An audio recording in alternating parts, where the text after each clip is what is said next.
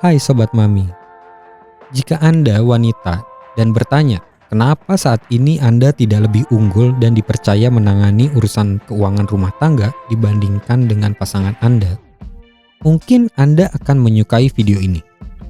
Dan jika Anda adalah seorang pria dan berpikir kenapa sampai saat ini Anda belum melepaskan urusan keuangan keluarga kepada istri Anda, mungkin di akhir video ini Anda akan lebih paham bahwa wanita lebih mawas diri akan kondisi keuangan saat ini dan di masa depan.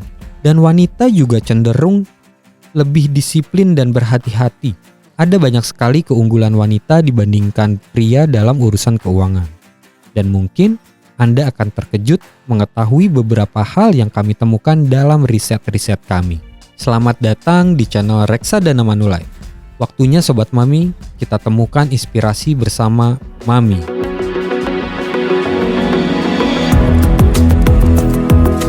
Jika sampai saat ini Anda masih belum subscribe, Anda dipastikan banyak ketinggalan.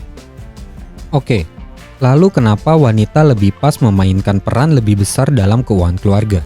Pertama, secara tradisi dan didukung statistik, mayoritas wanita Indonesia menjabat sebagai Menteri Keuangan Keluarga.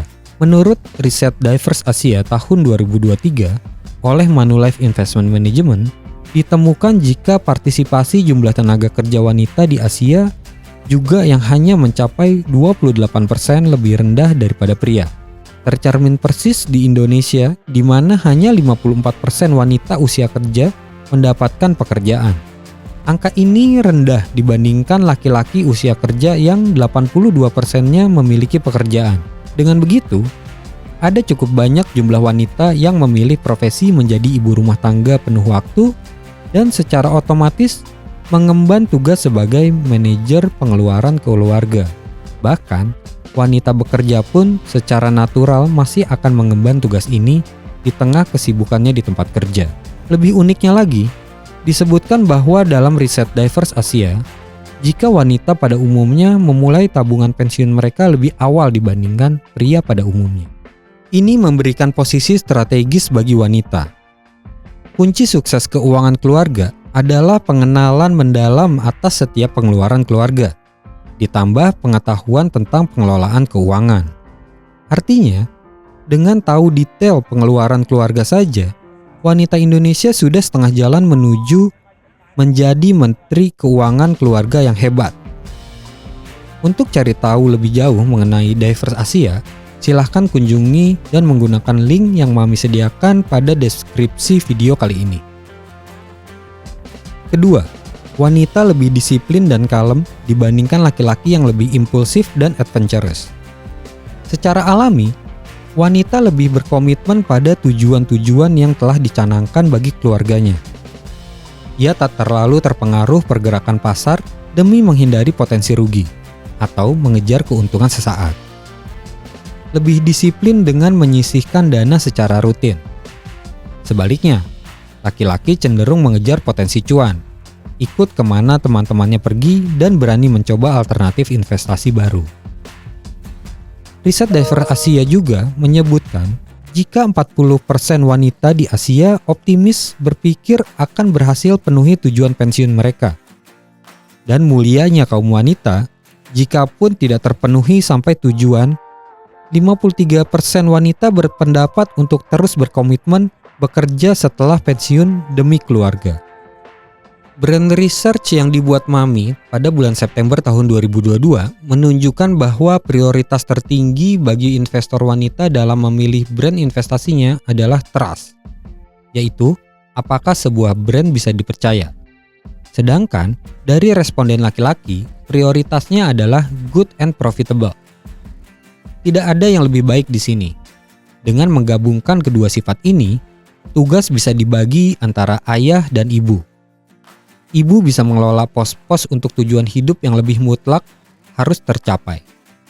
Misalnya, investasi untuk pendidikan, dana darurat, dan pensiun. Sementara ayah bisa mengelola dana untuk tujuan-tujuan yang sifatnya nice to have.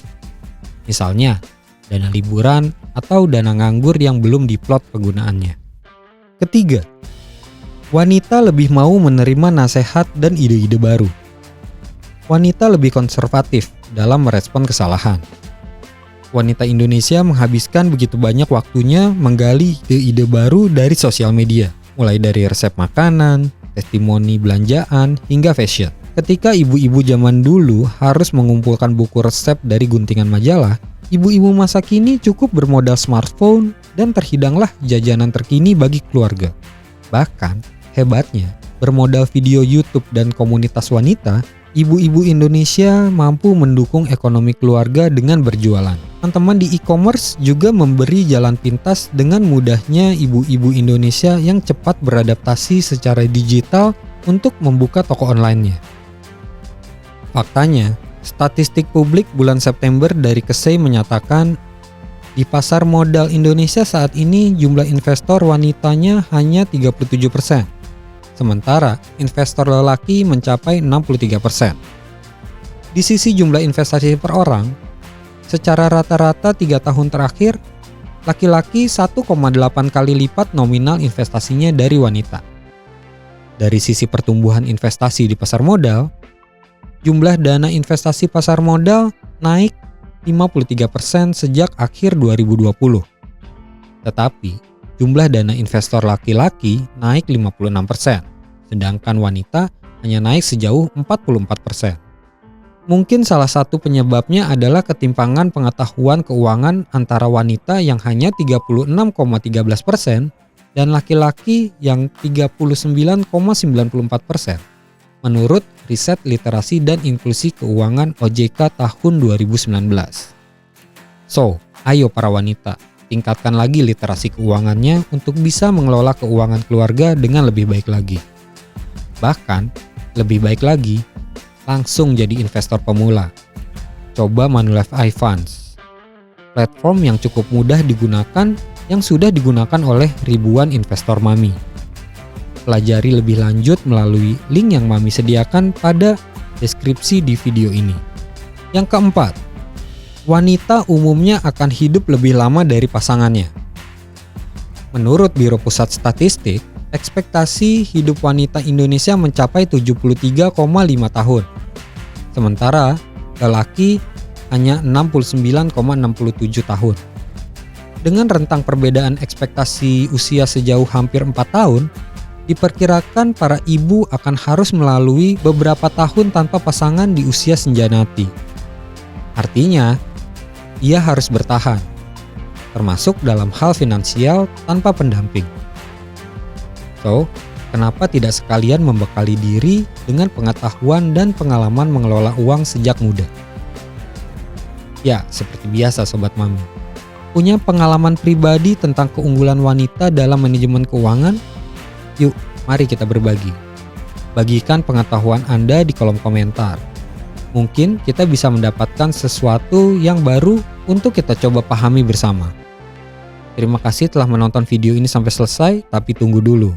Berhubung Anda masih bersama kami hingga akhir video, kami berikan satu bonus dalam bentuk renungan untuk menemani Anda setelah menonton video ini. Untuk Anda para wanita hebat, Anda tidak perlu menjadi jenius, memiliki pendidikan keuangan yang tinggi, atau pengalaman bertahun-tahun mengurusi keuangan sebuah organisasi atau perusahaan besar untuk bisa memberikan manajemen keuangan yang terbaik untuk keluarga Anda. Cukup dengan terus disiplin berinvestasi, berhemat, memahami beberapa produk pasar modal seperti reksadana, dan tidak berhenti bekerja sama dengan pasangan untuk terus belajar tentang mengelola keuangan. Anda telah mengubah masa depan keluarga Anda perlahan hari demi hari. Terima kasih sudah menyediakan waktu menonton video kami Sobat Mami. Semoga Anda menyukai video ini dan terinspirasi. Kami pilihkan Anda video ini untuk Anda tonton selanjutnya. Atau kunjungi situs kami untuk inspirasi lain yang lebih bermanfaat. Terus produktif dan terinspirasi, sampai jumpa di episode berikutnya.